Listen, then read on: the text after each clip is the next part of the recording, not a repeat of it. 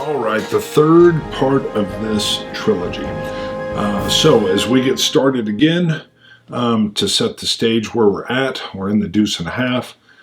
We've got Krieg and five other, two clerks and three other operators with him, and they're headed to the military base in Nizhno. Is it Nizhno? Where's my notes? Yes, Nizhno. And they are working off of Pacheco's information that there's basically a full bug out in process. A lot of the troops are already gone, and that there is a warehouse full of military equipment gear and maybe even some vehicles we can clean out. On a player note, I probably should have used some persuasion rolls maybe with Miller earlier. I don't know. We'll see. Or maybe even with Pacheco, but I was going with the stir up the waters rather than trying to full out persuade. We'll see how that works.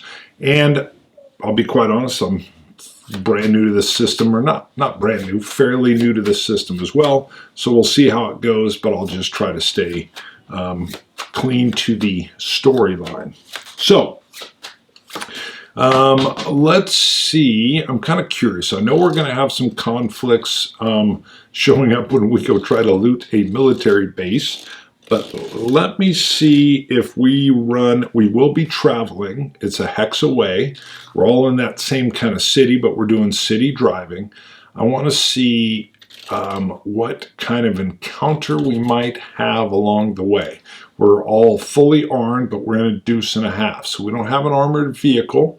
We've left those behind. We did have a Suburban. Would it have been better to, I think, let's think about this. Bringing my armored car, it's actually pretty distinctive, as you've seen, or I'll throw a picture up now. I don't think I would have brought that because I'm not sure how helpful it would be. Hell, we might get fired on in that thing. I probably got some markings on it that keep it friendly. Let's say we left that where it was, although fully secured and locked, mind you. But we would definitely take the deuce and a half and an armored Suburban. Yeah, there's no way we wouldn't take an armored Suburban. So I've got one of the guys driving the deuce and a half, Pacheco. He's the one that got it in the first place. We offloaded whatever weapons. We can look at that later. Ammo. These are crates of ammo and some weapons. It wasn't full to the brim, but he had a few. So he's driving. He's leading us back. U.S. deuce and a half. And a contractor armored Suburban. So it can hold up to small arms fire, but if you get into heavier stuff, it'll get it. Yeah, that's what we're doing right here. So we've got an armored Suburban. Everybody's got a loadout. Our clerks, just so we know in general, they have M16s, but and some ammo, and they've thrown on a couple armor vests, but they are not skilled. They will be basically almost like civilians. Some of them weren't even probably in the military, but who knows, some were. But our other guys are contractors. So what is that? Three other ones. Got Pacheco on the vehicle and two others with me in the Suburban, and one of them is driving. They're skilled. So imagine they're skilled fighters just in case we get into it. I'm going to keep that pretty generic. I don't have sheets for them, but skilled fighters. Let's see, though. I'd like to have a random encounter while we're en route to this base. Again, we are in a city. We're going to call it a hex move, but we're moving slow. And we got a 3 of diamonds, Rabid dogs. This happens anywhere, on-road, off-road, day, night, or at camp. It says a pack of wild dogs tracks the PC. Well, they might be running after us. We're moving slowly through the city, and there's some rabid dogs just kind of chasing after vehicles as dogs do. Probably rather rabid or not. Yeah, I think Krieg with his R4 South African R4, takes a little target practice, and he's going to just see if he can pop off at a few of them. So his ranged weapon skill is not that good.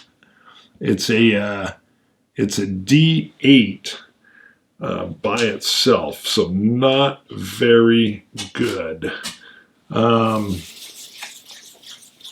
Interesting. I think he's going to empty the mag on this thing.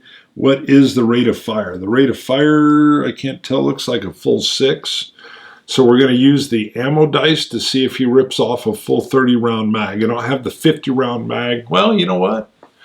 The R6 or the based off of the Galil, oftentimes, especially in South Africa, they would have it loaded with a 50 round mag. And then they would have reloads that were normal 30 round mags of 223 or 5.56. Let's do that. And what will happen is I'll let him roll 2 more of these. I think that would make sense for a 50 round mag. But we're going to first roll this. We'll roll these, see if we get any extra hits. Ooh, it's a 1. Interesting. We're going to push that. Let's see what happens weapon-wise. So I did not get any more hits here, but it looks like he's going to spray out this whole mag. 3, 6, 9. And then we've got 8. So we're moving in at 17 rounds fired. Well, let me record the 1. We're going to put a little bit of wear and tear on this R4, but we're going to re-roll it. I know I might be fudging the rules here. And we got a 7. Interesting. So it gets a hit, but I am going to take a wear mark on our damage. The damage of the weapon. All right, well, we'll factor this in here. We're going to take that there's some wear and tear of the weapon. He's definitely going to need to clean it, wipe it down. I'll read up on those rules later. But as he's hosing these rabid dogs, he rips off a completely unprofessional hosing, which is just holding down the trigger and ripping off. Let's just say he's, what did I say, 17 rounds? All right. I'm going to just add it. He just rips the entire, well, let's just say 20 rounds. He just hoses down and gets a couple. One of the operators is going to make a comment because he would. And we'll see how that goes. Let's see. He would say, oh, man.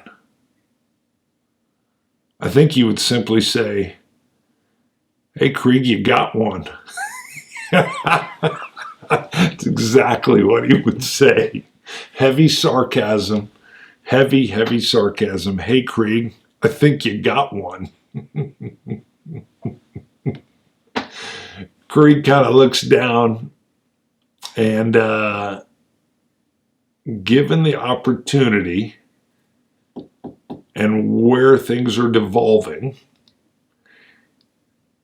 he would have no problem killing this individual, but it's definitely not the time for it, and he's highly intelligent. So he makes the decision, but with some pretty cold eyes. What would he say? I think he would just repeat back with dead eyes. Yeah, I got one. That's exactly what he would do. And the operator's a little bit like, you know, Krieg's still the boss, but things are devolving to the level that what is he the boss of? He's probably no longer the boss of Pim Jim because there's no more money coming from the U.S. That's over. That's done. He doesn't even reload. He probably pulls his mag, checks it, sees he's still got it on there, cycles everything around, puts it back in. He's still sitting on 30 rounds, but in a 50-round mag. Those 50-round mags don't really fit into the pouches.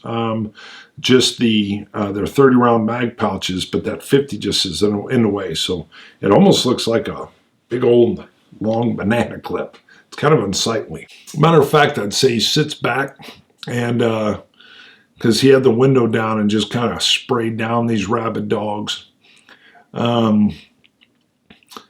I think he asked for the sarcastic commenter. Says, "Hey, give me a mag," and he pops his mag of the 50 clear and just starts stripping rounds off, 223s, and topping off his 50 round mag, kind of exerting his authority.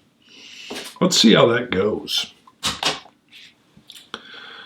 9 of club. It's interesting. So clubs are potential violence or just bad.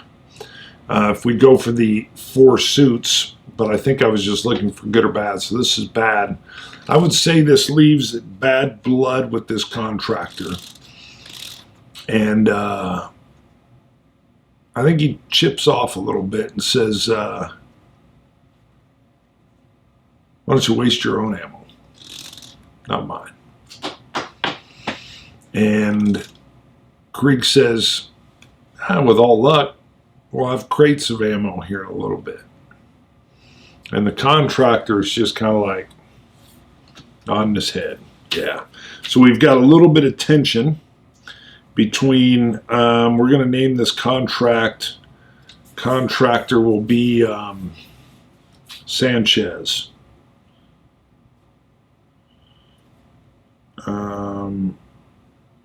And there's a little bit of abrasive bad blood between him and Krieg, and that may boil over. It's not going to lead, again, it's not a violent side there, but it was definitely, it didn't go over well. And he exerted his authority over him, which is, that authority is melting away with Pim Jim not even probably being a functional company. They roll up to what was the control gate of the base. And there are some vehicles leaving, but it seems as if, well, there's still a guy, an armed infantryman, an E4 on guard control. He's on guard duty at the gate. Pacheco rolls up, communicates, and the E4 just waves them through, waves them in. They get in. Pacheco drives to a warehouse. It's open. There's people loading stuff out. And Krieg says, you know, what'd you tell the E4? He said, I told them we were told to come in here and grab some stuff and commence the bug out with everybody else. We're good to go. We're golden. They start loading the deuce and a half, and I'm curious to see. He's going to send not Sanchez. He's going to ask one of the clerks see if he can go round up another deuce and a half somewhere, and let's see if that's successful or not. Spade, unsuccessful. Clerk comes back, says he can't find anything, but he definitely doesn't seem like the control type. Sanchez actually offers up, hey boss, you want me to go see if I can find one? I bet you I can get us a ride. So we've got the armored Suburban. We've got a deuce and a half. We're loading it up with ammo, weapons, gear, supply, food that we're going to take back to the hospital, the psychological hospital. Oh, yeah, I'm going to tell Sanchez, yeah, now there's a risk here. Sanchez might just decide, screw this guy, and he's gone. So let's do that right now. Let's see if we shrink, or does Sanchez come back with something? Heart. Beautiful. Sanchez comes back. Let's just keep it simple. Well, let's see. Let's go for a number. Low level would be some kind of Jeep. High level would be maybe an armored vehicle. He's got a 4. I think he just comes back with an unarmored Humvee. Let's not even do it that good. Humvees are pretty good. He just got himself what would be like a civilian contractor truck, like a Toyota. That's good. Comes back with the Toyota, says, hey, this is all I can get a hold of. Toyota. And Krieg says, brilliant, brilliant, Sanchez. Well done. And they commenced loading that up. Now, I want one main conflict here. And it's going to be an officer, probably like a, well, it'd either probably be a major. We're not going to have like general or a lieutenant colonel or even a colonel coming up, colonel, lieutenant colonel. But I think a major sees this loading going on, definitely notices we don't have, well, he recognizes contractors. You can recognize contractors. Sometimes they don't always know if you got contractors or actual special forces or, as you know, special operations command units. And it will draw attention, and a major comes over and says, who's in charge here? And Krieg quickly says, I am, sir. No, he wouldn't, sir. Or would he? He says, I am. He says, what are you doing? He says, we're bugging out with everybody else. Who are you? And we're going to use a little bit of, he is going to say who he is. Hey, I'm the owner of Pim Jim, and we're bugging out with the rest of, and whatever the division or whatever is there, Krieg knows. But let's try a persuasion roll here. So his persuasion would be, he's got a B, so we've got D10, and his empathy is A for D12. So we've got the best die we could get here. He's super intelligent, but I don't think, well, no, I think we said that would apply to +1s in the intelligence roll, not the empathy. So let's see if he can basically just talk his way through. Hey, yeah, we're bugging out. He's buffaloing him. He's not saying we're taking this and heading to our own hospital. Let's see if we can pass this persuasion. And yeah, just as simple. I don't think we need to do an opposed roll. Ooh, easy. He got a 12, so he's got 2 solids. And we got a 2 on this one. There's chaos reigning at this base. Everybody's that's there's on the bug out. And I think Krieg is so persuasive. He even throws in, you know, do you want any troops to jump in with us? Do you want anybody to go with us as we follow along with our vehicles? I'm going to just go for the binary yes or no. It's a spade. He says, no need for us to be with contractors. See you on the road. So they load up. I think they finish their load up. They get the Toyota full, and they say, let's head back to, they put some in the Suburban, whatever they can get in. I mean, we're talking quite a haul. I'll even randomize it. There's a point where they're not even, I mean, they're looking at crates and trying to recognize what they got, but you don't always have a lot of crated weapons. You'll have ammo, food, and supplies. You don't always have crated weapons. Those are usually in a more secure location, I think. But it's pretty chaotic. So maybe they've got a few. Let me do a random card to see how good it is. It's a 7, so yeah, I'm with you. It's not like they're picking up, 50 cals here. I could see them getting a few, maybe small arms, so that's rifles, handguns, grenades.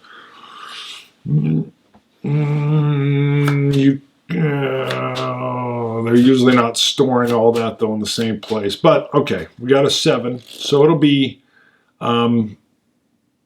okay stuff. But we're going to get out of there, and we're going to do one more random card check getting back to the hospital just to see what we run into.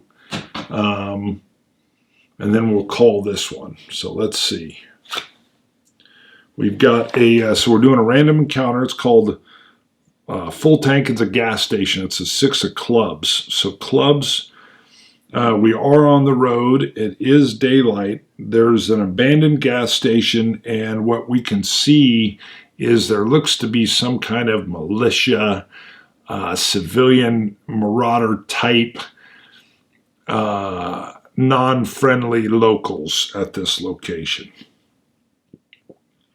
We can see they are armed with AKs, and they do have a Russian APK machine gun.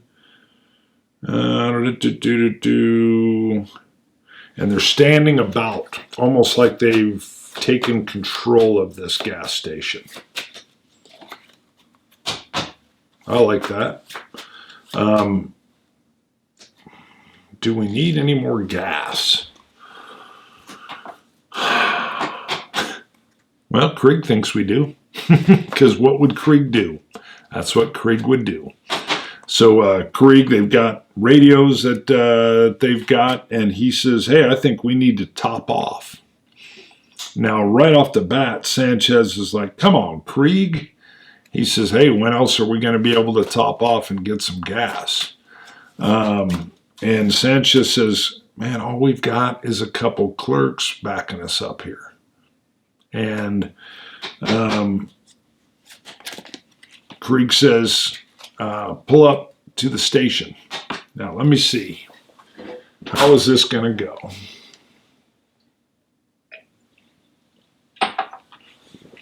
Well, Law 39 is stir up waters to catch fish, stay calm, and make the enemies angry.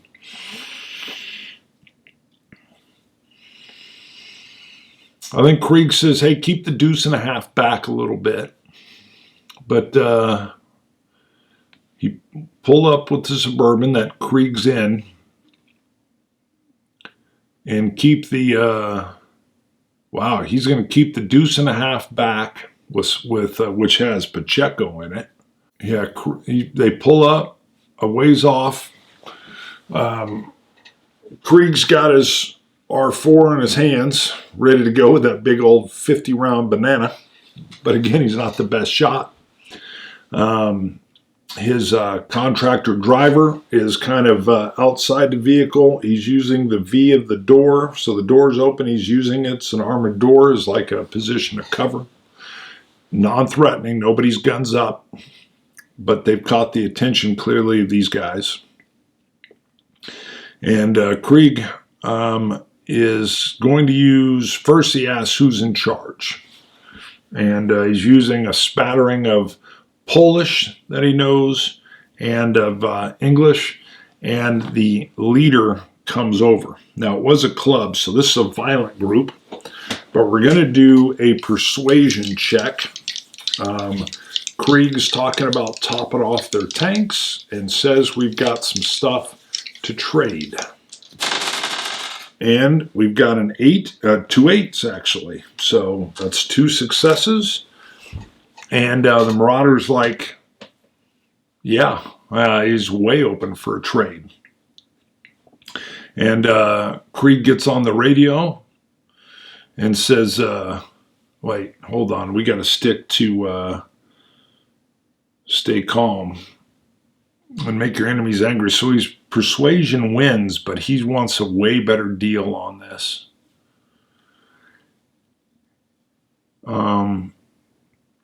He says, I'll bring out a crate and you can have the crate and we'll top off our tanks. And he says, all right, number one, there's a little concern about, you know, if you get into gunfire, these guys look like special operations.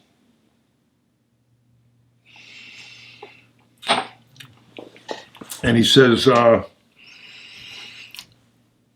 Sanchez, bring up something we don't need.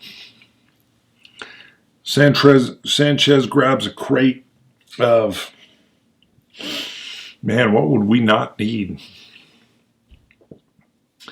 We wouldn't let any food go, ammo go, no weapons go. How about just some general BDUs, baby?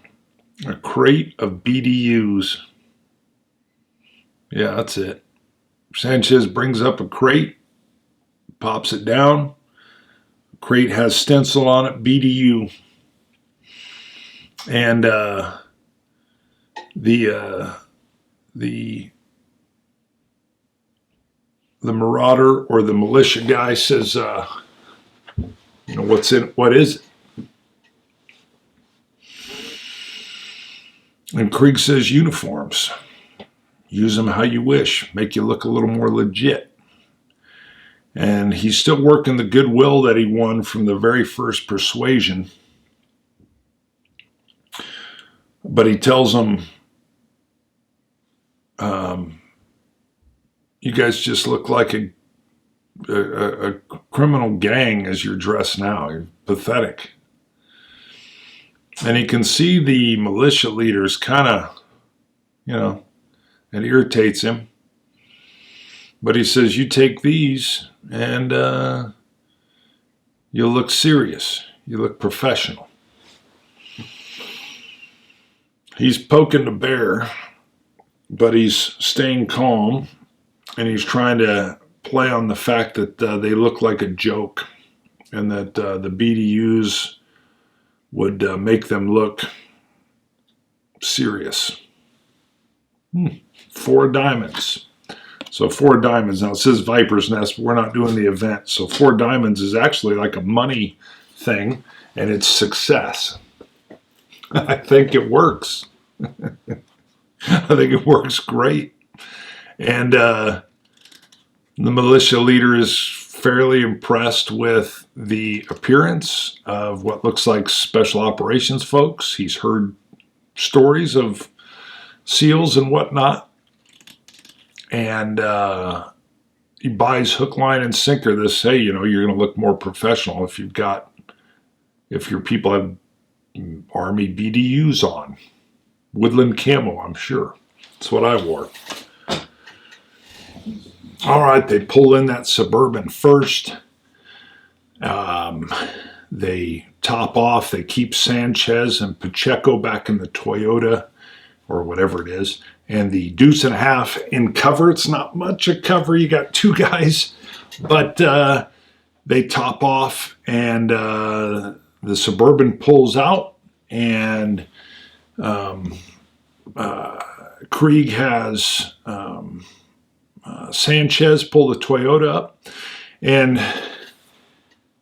Sanchez is gassing up, and there's like one of the militia members can clearly see all these crates stacked inside the Toyota, and he's looking around, and kind of you can just see, and even Krieg can kind of see like,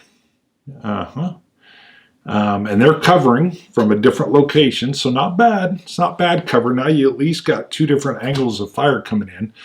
But this guy's talking in Polish. He's clearly talking to the commander, who Pacheco or Krieg is back next to, and Krieg can tell the guy's basically saying, "Look at all this stuff they got." I mean, all we got is the BDUs. Krieg's kind of like, yeah, we're getting a better deal here, but so the guy's running his mouth a little bit, and but there's good rapport with the militia leader, and Krieg's pouring it on a little bit, saying, "Look, you guys look better already. You got your BDUs on." Sanchez pulls out. In comes the deuce and a half, which will really take the diesel. And they're pouring in the diesel. Again, fuel, this is early. I know there's some conversion going on, but I think the way we're at now, this city, they had fuel here. They're topping off. And they've got the canvas down on the deuce and a half and the curtains down. But the rabble-rouser goes over and takes a look inside, and he can just see it's full to the rim with crates. And he's beside himself. Like, we're getting ripped off. And he goes over and he's talking to the militia leader. And clearly telling him, you're getting screwed here. You're getting a bad deal. And let's see if the militia leader stays true to his word. 10 of diamonds, what you got? So he's solid and tells him, this is the deal. The militia leader or the rabble rouser walks off, and he's just kind of, it's almost like there's a power struggle that's in play right there. And Krieg tells him, I don't let my troops treat me like this. That's exactly what Krieg would do. And the leader, who's really kind of under Krieg's spell, is like, yeah. And he pulls out a Torkarev and walks over to the rabble rouser and puts it right up to his head and says some quick chop Polish. Boom, boom, boom. And I want to see here, we're going to go for violence. So we're checking the suits. If it's a clubs, he's going to just execute him on the spot. It's a heart. So he tells him, basically what he's telling him is, I'll put you down now if you don't want to follow what I'm telling you to follow. The rabble rouser immediately kind of goes, belly up, and, hey, and the militia leader puts the gun down, pulls him in for like this kind of hearty hug, and just, they say a couple words, and he pats him on the back, and everything's cool. And Krieg's like, interesting. So he, as the deuce and a half is almost full and Pacheco's got it, Krieg goes into the back and just kind of puts the flap down. He's digging around in there, and he pops out with a crate, or let's say it's a carton of MREs, which is pretty good. And it should be, back then it was like this rectangular crate that literally says meal ready to eat on it. And I think there's 24 to a carton. He pulls it out, walks over to the leader, the militia leader, presents it to him, and says, thank you. I don't even know. Do I have friend? I don't think I have friend. No, he'll say good though. He'll say Dobre, and he hands him these MREs, and he then tells him that the hospital at Jikanka,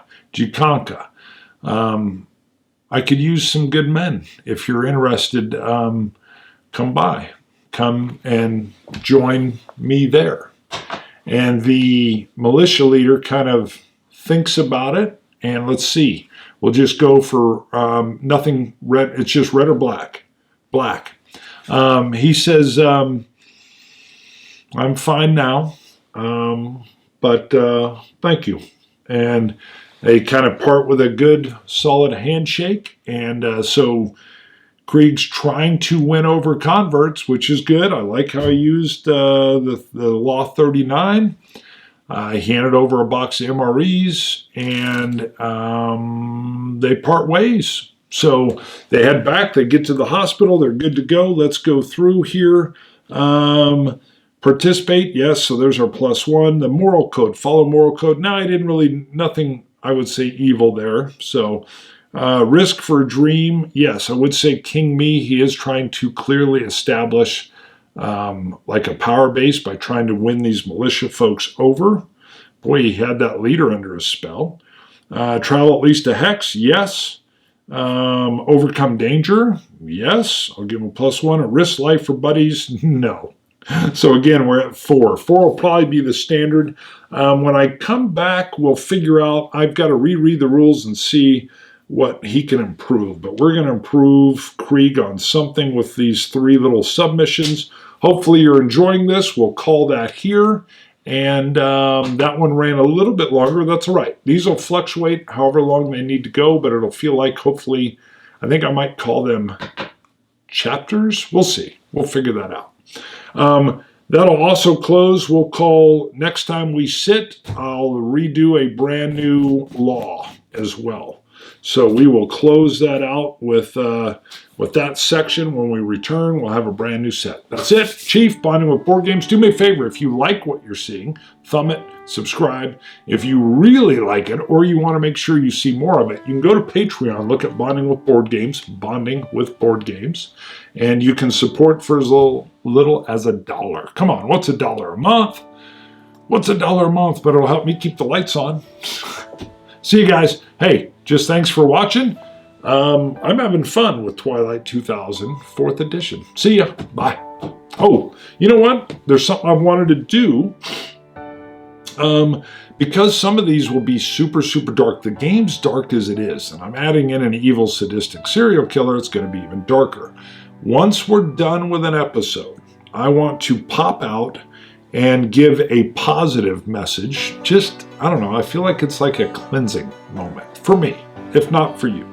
And so I've been gathering some, and I've got one ready to go here. They're called Words of Wisdom, or at least this little section where I got them from. This one is from Anne Frank. And it's a quote, "What a wonderful thought it is that some of the best days of our lives haven't even happened yet." End quote. Anne Frank. And of course we know, where she's at, attic. She's writing in her diary what ends up happening to her. But that positive view of the future, even in tough times. I liked it. What a wonderful thought it is that some of the best days of our lives haven't even happened yet. True. That's it. All right, see you guys. Bye.